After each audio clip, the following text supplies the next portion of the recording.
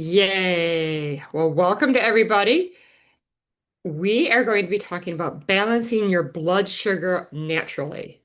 And there's so many tricks you can do to balance your blood sugar. But first, I want to say, think about a time when you've had a mid-afternoon crash and you're kind of tired, irritable, cranky, or maybe a mid-morning, maybe like about 10 o'clock, you've had breakfast, and 10 o'clock, you're like, I am dragging my butt, I need another cup of coffee. I'm going to go down to the vending machine, all those things.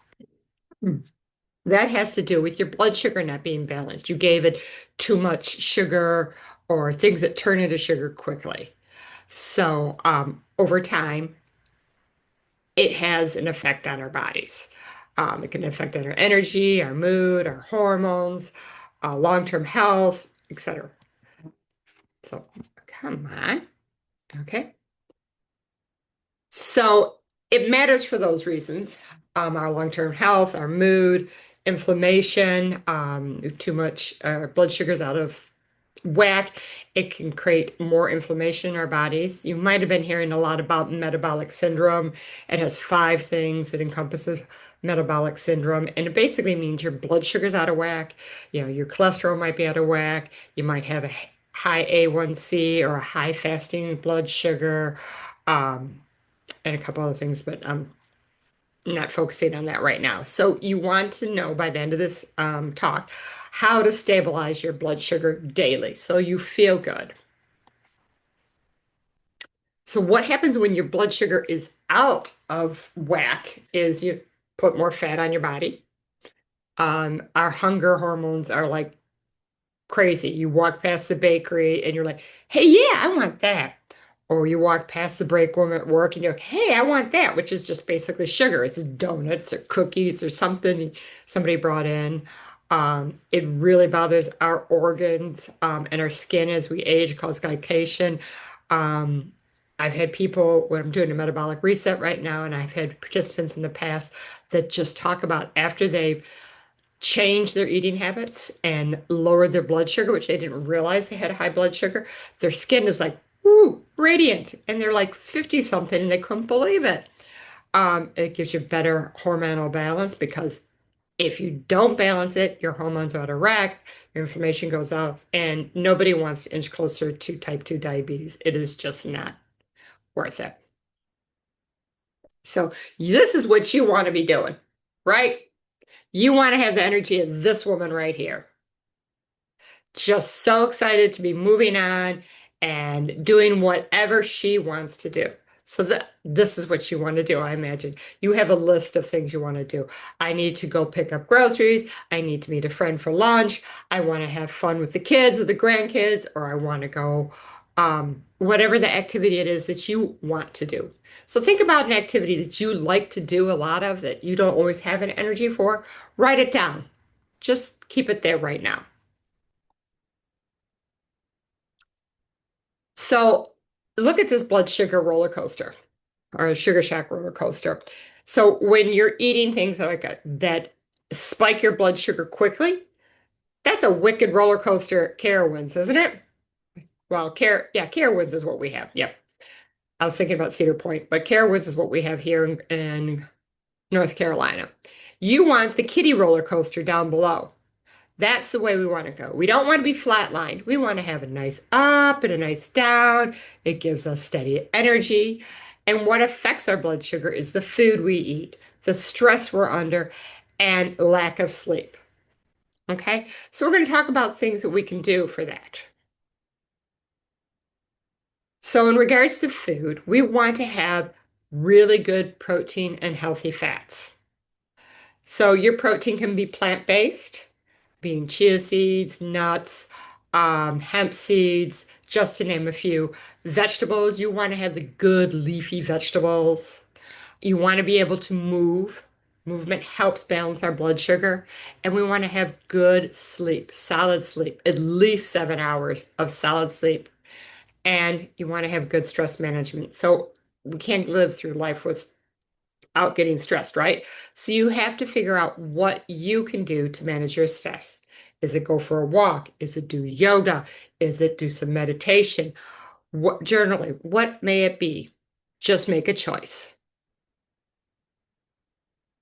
So one of the things you need to do when you're eating is like I love this diagram that came from Glucose Revolution, Jessie and Chepe's book. She has some really great materials on her website.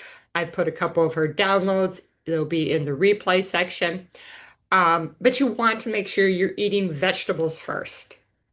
Because see the sink, right? So you're eating vegetables first, then you're eating some protein and fat. All right. And then you can have your carbs.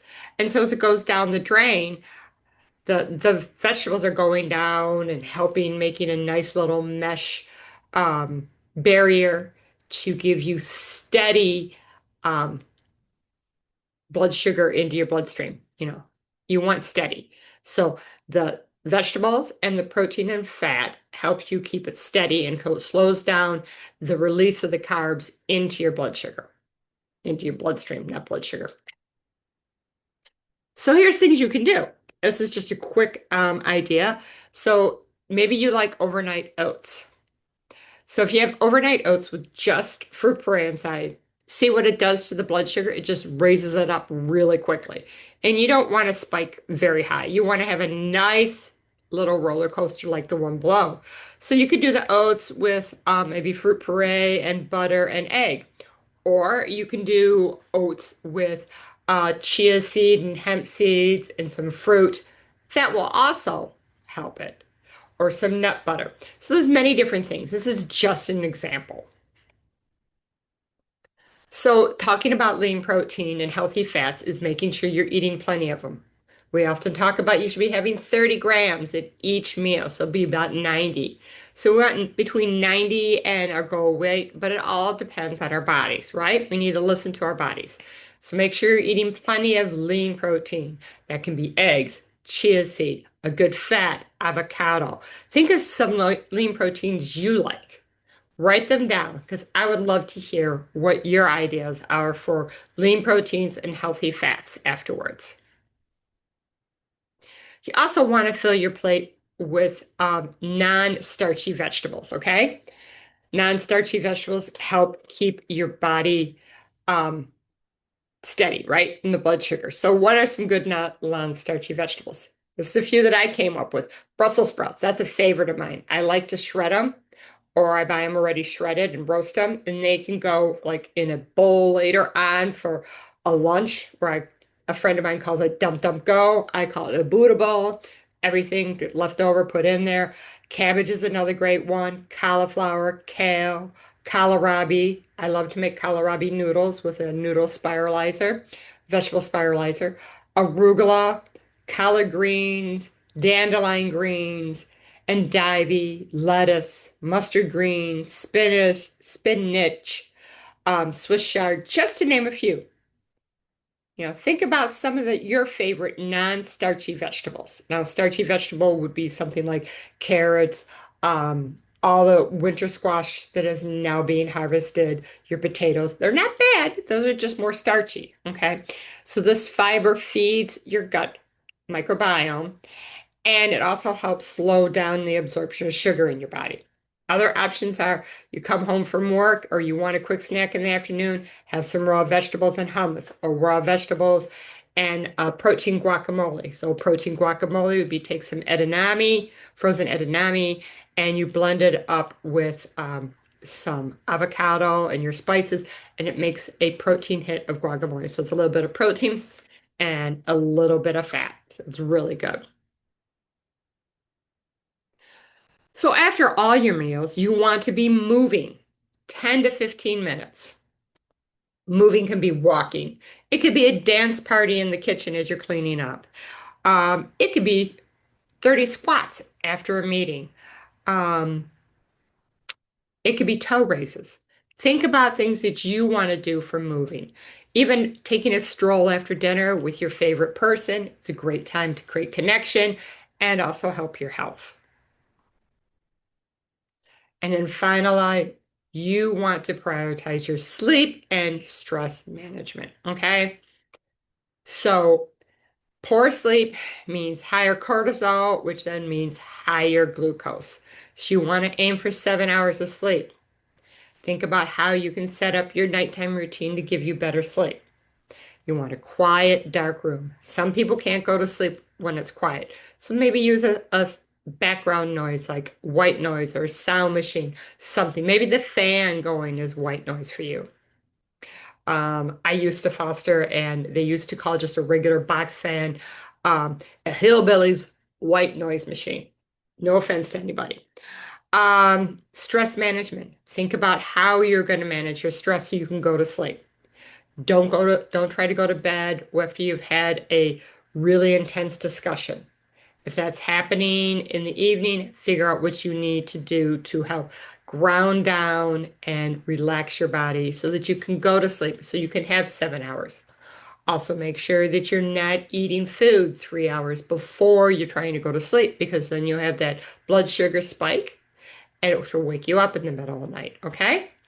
So there's lots of things you can be doing. Here are some hacks from the Glucose Goddess of things you can be doing to help balance your blood sugar. That will also be in the replays. So, it talks about eating foods in the right order, using veggie starters. If you're going out to dinner, make sure you have a vegetable starter. Don't count calories. We become obsessive about calories and then we might eat something not good for us instead of something better. Starting a savory breakfast is a great way to do it. Trying to get away from the sweet breakfasts. Um, you can have sugar. It just doesn't mean you have to have it all the time. And all sugar is not the same. If you're going to pick a dessert, have a sweet snack such as fruit, but then wrap the fruit in a protein or a fat. The thing that always comes to my mind is like sliced apples with nut butter. Or sometimes people can do apples with cheese. Those are just quick things that come to my mind. A lot of people have done a vinegar hack. So they take a little bit of vinegar, or like a teaspoon of vinegar, teaspoon to tablespoon of vinegar, depends on everybody's digestive systems, with a little bit of lemon and water and drink it up to 20 minutes before. Ideally, that's when you should. And you can have your little cocktail. So you can create that and make a little mocktail with the apple cider vinegar and lemon juice, maybe a little sea salt. You can put a sprig of mint or whatever herb you want and drink that. Make sure you're moving after you eat. Um, when you have a snack, try to go for the savory snacks. And as I said, put clothes on those carbs. And I don't have any endorsement or don't know anything about her anti-spike. So buyer beware, check it out. If it's something you're interested in, definitely talk to Dr. Ingram before you do. Okay? So, to recap, what you should be doing, or you can be doing to help balance your blood sugar, is make sure you're eating plenty of vegetables at every meal. And I know plenty of people that I've coached here. They're like, what vegetable should I have for breakfast? My standard saying is any vegetable. If you like cucumbers, have a few slices of cucumbers. If you're having eggs, throw in some spinach. Whatever it is that you're willing to eat, that is good. Make sure that you're eating a protein at all your meals. That will help you. And just make sure you're eating foods in a somewhat order. You don't have to have all your vegetables, all your proteins, and your carbs. You could just have a few bites of your vegetables, a few bites of your protein, like five, a few bites of your carbs, and then you can mix and match it all up, okay? Make sure you're moving, getting good sleep, and reducing your stress, okay? So what I'm going to ask you is what small change are you willing to try this week to help balance your blood sugar? Think about your situation, what you're doing, what your life looks like, and what you're willing to try to see if it makes a difference. We'll talk about that.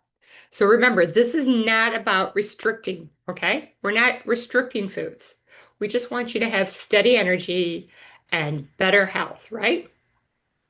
So of those things that I discussed about, think about what you want to do. I'm going to stop sharing my screen. And I'm going to stop recording.